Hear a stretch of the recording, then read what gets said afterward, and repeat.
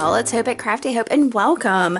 I am about to work on project 10 of the mixed media prompt project that I am calling Crafty Hope Prompts.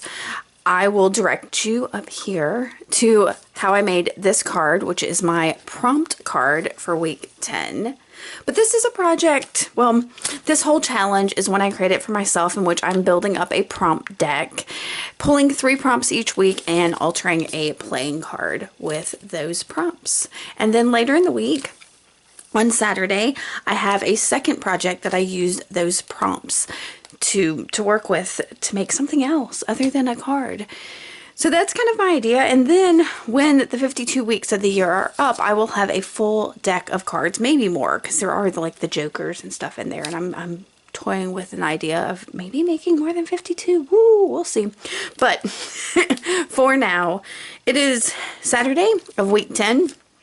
And I need to get started on a project. So the prompts this week are, oh, and if you have any questions about any of that, if that didn't make any sense at all, ask me below. I will get back with you. Okay, the prompts this week are flower, doodle, and napkin. Now, in my video, for when I pulled these, I gave several options of ideas of the ways you can interpret this, because basically, even if you don't have some of the things, I mean, this isn't a good example, but some other weeks, I have very specific products. You can just take those products to inspire you. You don't have to use them. So I'm going to tell you what I have pulled out for this week, what I'm thinking, and then we're going to get to the project. All right, so for flower, I have this entire, it's one of those storage shoe boxes, and it is labeled hydrangea because the entire box is full of dried hydrangeas. Seriously, y'all. So I thought, hey, let me dive into my stash and actually use some of these. So I think that's what I'm going to do. For doodle, did I leave it out? I didn't leave it out. I often do these doodled faces. That is not one of them. But like this and this, you know, to me they're just doodles. And so I thought maybe I would doodle a face to go with this. I might add some doodles in the background like I did in the other one. Doodles kind of open to whatever, really. And then napkin. Now for my card, I did use paper napkins in a couple different ways. I'm going to throw it anywhere in the background. But for this one, I thought maybe I would bring in a cloth napkin. I do have several sets of these in my stash. This one I picked up with 3 others for $1.50. That was, you know, a steal. And I should use it. So I'm going to see how to figure out how to maybe get this into it. I think I'm going to do my doodle on this piece of sewing pattern instructions. Maybe I'm going to put down a little bit of gesso in a minute and then do my doodle. And then I'm going to work on one of these media boards from, this is the Dinah Wakely ones. You can get similar ones kind of at, similar to this, at like dollar stores and Walmart and things like that. Even the craft stores all have. But I have these, I got them, you know, inexpensively. And I figured, you know, I'm going to make me a little art piece. So that's the idea. I'm hoping, let's see, this is a 5x7 size, so it could fit into a 5x7 frame if I wanted. So I'm going to try maybe not to go outside the lines too much, so maybe I can put it in a frame. Maybe. We'll see. All right, so I'm going to get started. And the first thing I decided to do was go ahead and treat that sewing pattern instruction thing with some gesso. And on a whim, I'm going to throw in a little bit of some craft paint. This is the Americana craft paint in sea glass. I have been digging this color now for like a week. It's staying on my desk right now. So I've got those 2 things and I am putting them down on that paper. It's a little bit thicker than I had anticipated. I really wanted it a bit lighter so some of that background would show up, but it's okay. It's lesson learned. It works out. And I put it aside to dry so that I could begin collaging on my mixed media board here, or canvas board, or whatever you want to call it. And I'm using fluid matte medium. And y'all, I've been having a problem lately. I have been far too stingy with the glues. So I struggled quite a bit to get this to stick. I realized that, yeah, I did not have near enough down, so I add some more. I'm going over the top of this. And y'all, this is a handwritten letter that I have. It's on a really thin, like stationery paper. And I think that's some distress oxide on the top of it. Just some scraps that I had. And since I knew I had that sea glass color, I think this is cracked pistachio, which goes really well. It's very similar.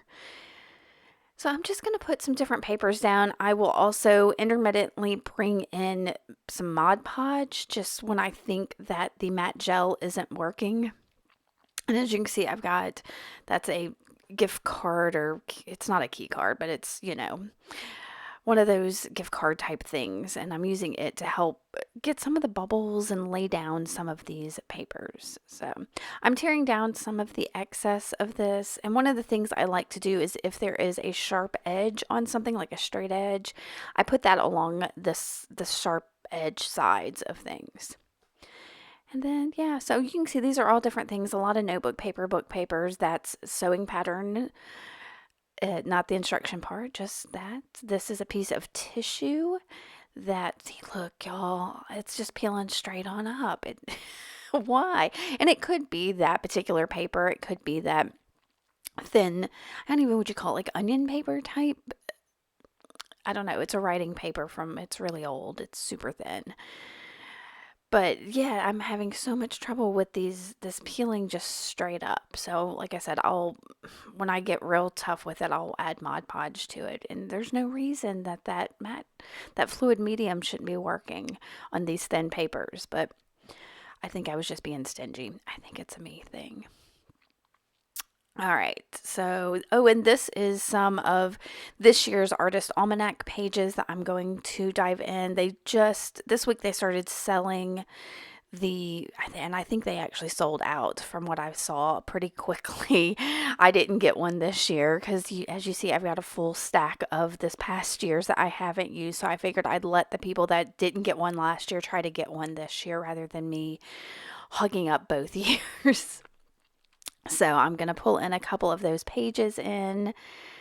And y'all see, now I'm using the Mod Podge. I'm thinking, I don't know, maybe I didn't let it dry, or I don't know. I was really struggling with that. So just keep at it. If you're having problems like that, just, persist. If you have some suggestions or why this didn't work and maybe what I could have done differently, let me know, because it was really weird. All right, so I'm going to put down a couple of these little pieces of that Artist Almanac from 2022. And I'm trying this one in particular. I really liked the rectangular white splotches on there, but later on, this second piece that I put down is going to kind of bother me because, I don't know, there's something a little off about putting down somebody else's artwork in your own and having it show. And so I don't know, the white lines on that end up bothering me a little later, but we'll get to that. This took a little bit longer than I anticipated. I seriously thought I was just going to throw down some collage, put down a doodled face, glue some flowers on, but I futzed. All right, and this last thing I'm putting down is, I think it's some kind of scrapbooking element. I'm not sure. It looks like a measuring tape, and it's a little bit thicker, a little more cardstock heavy. And so, yeah, I got all that down, and I knew I wanted to tear off the edges there, but I decided to let it dry real quick. So I went back in and decided to go ahead and start my doodled face on my piece of sewing pattern instruction. I'm using my Stabilo All pencil to do this because that's just kind of how I roll. And you can see how I doodle these faces. I am no face drawing expert. I have watched lots of videos and I know about breaking it up where the eyes are supposed to go and the nose is supposed to go and all that and measuring out. I can't do that. I can't be that precise. So I just and I know my eyes end up a little wonky in the end. Like that left one's a little bit higher than the right one, but it is what it is. I can't fault it too much. So once I get that in there, I think what part that bothered me the most is that bottom lip. I got it too far down based on where I ended up putting the chin. So because that's a Stabilo All, I was able to just wet it and wipe it away. So now I'm going to activate all of this Stabilo all and get it super grungy and let it just do its bleedy thing. And I think that's why I like using the Stabilo is, for one thing, you can wipe it up if you don't like the placement of something, but also that it's going to be a little more organic, like where the water bleeds and how much water you have on your brush, and it ends up just a little bit different every time. So I enjoy using that. And like I said, I'm just going to activate all of this, pull out some of the excess in different areas, let it be as grungy as possible. Now, I was toying with the idea of using the hydrangeas as hair on her, but it just didn't seem, I don't know if I pull one out here in a little bit and look at it or not, but it didn't seem quite right. So, and that's why I don't have hair drawn on her at the moment. But I decided to go ahead and just sketch in a little bit of hair just because I needed that definition on her, that like forehead and where her bangs were and that kind of thing. So, yeah. So I'm getting that on there. I'll activate that and see there. I didn't like how wide that mouth was. And so pick it up with a little bit of paper towel. All right, so I think I'm just about done with the Stabilo All portion of it. And because I know that Stabilo All is not permanent in any way, shape, or form, I go ahead and pull out some of my other colored pencils. I picked out this Inktense one, and I don't know what the color is. It's the dark blue. I think maybe it's indigo. I'm not positive, but it's beautiful once it's activated. And I'm just going to add a little bit of color around on both her face and her shirt there, just to get a little additional color besides the sea glass and gesso mix that's going on. And just, I don't even know what you would call this. It's not really even shadows. I don't know, y'all. I don't know. Or, like I said, these are just doodles to me. I'm not doing a whole lot of shadowing or highlighting and all that. I will add some highlighting in a little bit, but yeah. So I did add a little bit of fuchsia to her cheeks just to give her, and I tried to put it as well on her lips, but it didn't really show up. And so I'm just pulling some of that around for a minute. And I'm looking in the viewfinder as I'm doing this, kind of looking to see where I wanted a little bit more color. And yeah, so I'm bringing that in. And I decided, yeah, there as well. So yeah, well, I don't know. Some of this is shadowing, but some of it is just me playing around with doodles. And go ahead and tell you that if there is something that is water reactive, I am going to water react it. So I've got y'all, that is they call it a metallic marker, but it's white. It's from the Dollar Tree. And I thought I would use it to get like the whites of her eyes, but it didn't work great. So I grabbed my Uniball Signo white gel pen to try to do it. It does okay. I'll also try to add some highlights. I don't know if I may do it in a minute. But there'll be more stuff brought in a little bit. So there is my dry collaged canvas board, and I've got a craft knife there, and I'm just going to cut off the excess. Since this has such a very solid edge there, it's easy enough to flip it over on its face and go ahead and do that. But like I said, I waited till it was dry. I didn't want to stick it down on something and peel everything up that I put down, as much struggle as I had with the glues. All right, so that is done. I'm trying to decide the position of everything, which way I want my board to go, and I end up using it the same way I laid everything down. And I'm going to I thought I was just going to tear around the edges of my doodle girl, but she just didn't feel organic enough. I don't know. I keep saying organic. It just didn't have enough definition. I didn't like the squared edges. So I will just cut around her with my scissors. And then I will play with her position on this. I'm going to think, okay, well, maybe portrait, maybe landscape. She could go off the edges a little. And I do end up bringing her off the edge eventually. So, and here's where I grabbed my Uniball Signo again, deciding she needed highlights on her lips and across her forehead and down her nose, where the light tends to hit your face. But the Uniball Signo didn't really do what I wanted, so I'll bring in something else in a bit. So here's where I decide I wanted her kind of off to the left side of my panel here. And yeah, I'm thinking, and I cut out some of the thinking of this for y'all because there was a lot of turning of that canvas board and moving things around and all of that. So if some of these things, some of this video seems to jump for you, that's why, is because I was thinking. To add a little bit more texture on top of the collage, I've brought in one of my hand carved stamps. You can see, y'all, that is just a pink eraser that I've carved. Yep, that's my favorite thing. And I'm using Distress Oxide in Walnut Stain, which I love. That is, yeah, it's one of my favorite things. I'm making a list right now of things I need to pick up at the craft store, and I think that's going on it. I'm writing as I'm talking to y'all, so I don't forget to get some more Walnut Stain because it is getting super dried out. So once I get my stamp down a couple places, one of my favorite things to do with especially my personal stamps is to blur the edges of the stamps and give it, I don't know, give it that bleedy feel. And look, that corner is still, how many times have I glued that upper right corner? Y'all, it's exhausting. It's exhausting. But I inked up the edges of this board, to make it distress, and I'll grab a paintbrush with some water and activate that as well, just so that it's a little more bleedy, grungy, yummy. And that's why I like the Distress Oxides for the most part. Most of them seem to have a couple of colors in them that kind of separate and come out when they're like activated. It's such a neat product. So that has been done. I think I'm going to try this real quick. No, I decided to add some more doodles, but these are really just scribble doodles with that same blue Inktense colored pencil. And so, yeah, I'm getting that just on there because I wanted some more of that blue color, not just on my doodled face, but in the background.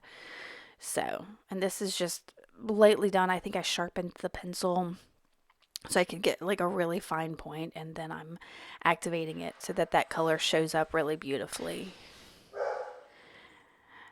Oh my goodness. Can y'all hear my dog? I don't know if you can. She has been a lunatic. I think she saw a squirrel. They've been real active today digging up all the acorns. Of course, it's still almost 80 degrees here, so I don't know what they're saving up for. All right, so I've grabbed my hydrangeas. I'm trimming off the little stems off the back so it'll be easier to glue them down. And I'm just picking out a few at a time. And these are actually a couple different types of hydrangeas. You can see some of the petals are a little more solid than others, and that was fine. With me, actually, the one that has the more solid ones, I only have one of those bushes in my yard, and it's hard to get to, but I've got to get over there before it absolutely decays out in the yard. And I started to use the Mod Podge to glue these down, but I wanted something a little more tacky. So that is some of the Nouveau craft adhesive. I think I like that it has that super fine point tip on it. And that's part of the reason I'm using it, is so I can get exactly where I want it to be. I could probably do it with like my Aleene's tacky glue or whatever, but this was more in my reach. So I'm putting those down, and I'm just going to put these 3 down to begin with. I'll end up adding a few more later, but for now, this is kind of where, now I've got all of my elements on here. I've got my flower, I've got my doodle, I've got my napkin. Well, no, I haven't got my napkin. What am I thinking?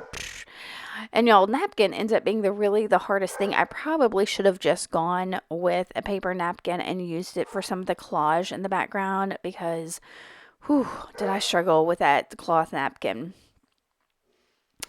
I used my chunky pencil there just to add a few more scribbles right on my doodled face, just to give her more of a, I don't know, doodled feeling, I suppose.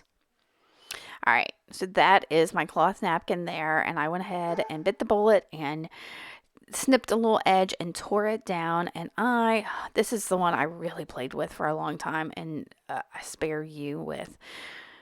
So I thought, because really I thought I would just put down a little piece on there, but I was trying to keep from adding a word on here because a lot of my projects I end up having some kind of sentiment, and this I didn't want. I wanted it to be more like a portrait. You don't have a sentiment on like somebody's portraits.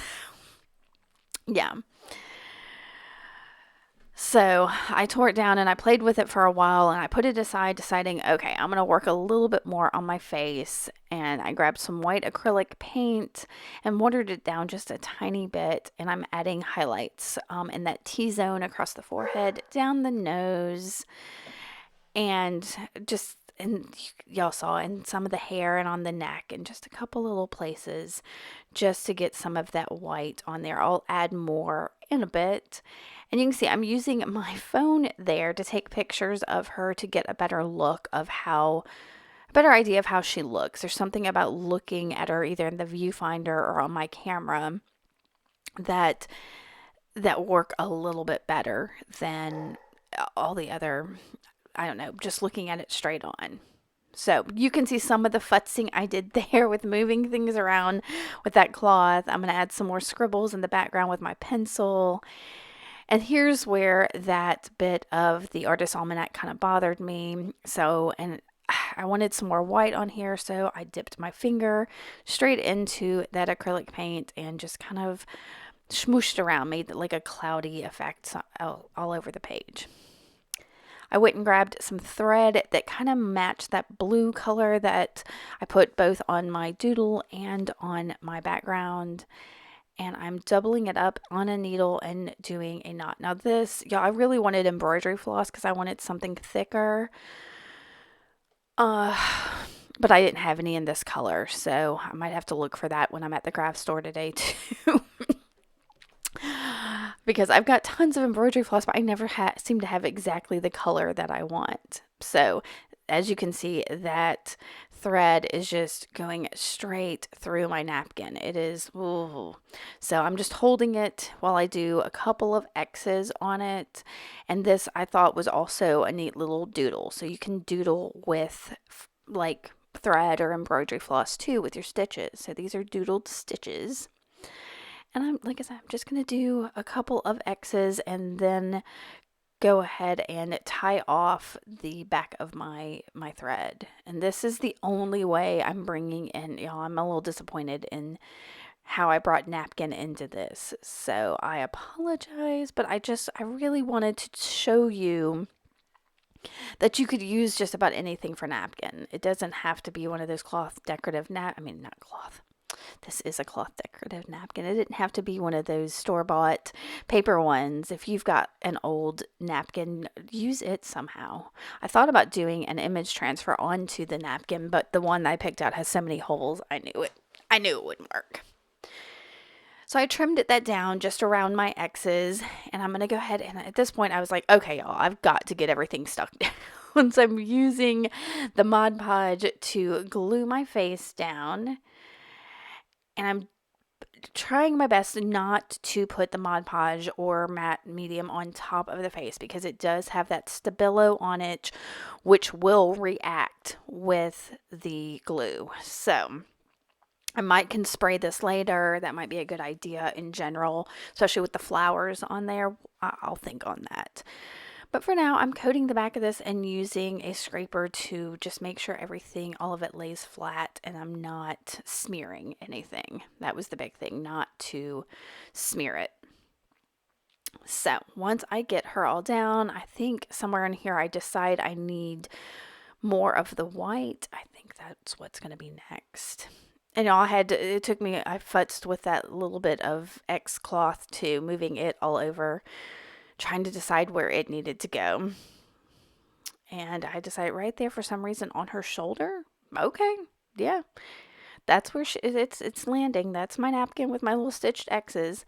And I thought about bringing a couple more little pieces like that in, but it makes it less interesting if it's kind of spread all over the place. I did decide to bring in a few more of the I told you earlier I was going to bring in some more of the hydrangeas. So I'm going to put one kind of near her head, almost like it's in her hair. And then I've got a little bunch. I don't know how many of the little petals are on it, but it's a little more bulbous than the other ones I've got on there. So I'm gonna futz with it quite a bit to get it to stick. I'll bring in a bamboo skewer to kind of poke at it a bit to get it down, to make sure that it's got some contact with that glue. And that's why this very fine point really works beautifully with these flowers. All right, so we're getting to the end of this, y'all. I promise. Now here, yeah, I grabbed some more of that white paint, and I'm going to do, again, that T-zone, and I think I realized that the tip of her nose doesn't have any white on it. It needs it. So I'm going to grab I think a fairly small paintbrush here in a second once I do some of these other areas.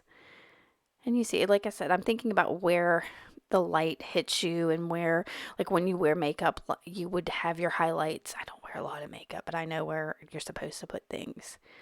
So I do the tip of her nose. I'm going to get a tiny brush to do the whites of her eyes, along with the like highlights, the dot that you put in the pupils, that highlight dot.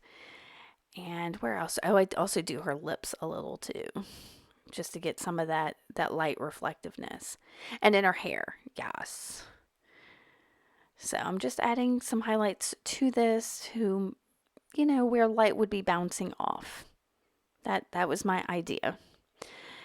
And she probably could use a little bit of shadow behind her, but I decided against that. And instead, I'm moving on, and I'm going to cut off the excess using the craft knife. Again, this time I can't lay her down to do that because of the flowers that are on there could get crushed. So I'm not worrying too much about it. And just slicing it through that little bit of paper, gluing things down as needed. And y'all, we're coming to the end of this. I want to thank y'all for bearing with me through this whole process. Let me know if you like this, what you think of this. It's a little bit of a different for me, but I don't know. I think she's kind of pretty. Now I've just got to go find the perfect frame for her. So I hope that will encourage you to get inspired, make something beautiful. Make sure you give me a thumbs up if you like this, subscribe, ask me any questions you have, and I will see y'all later. Thanks for watching. Bye.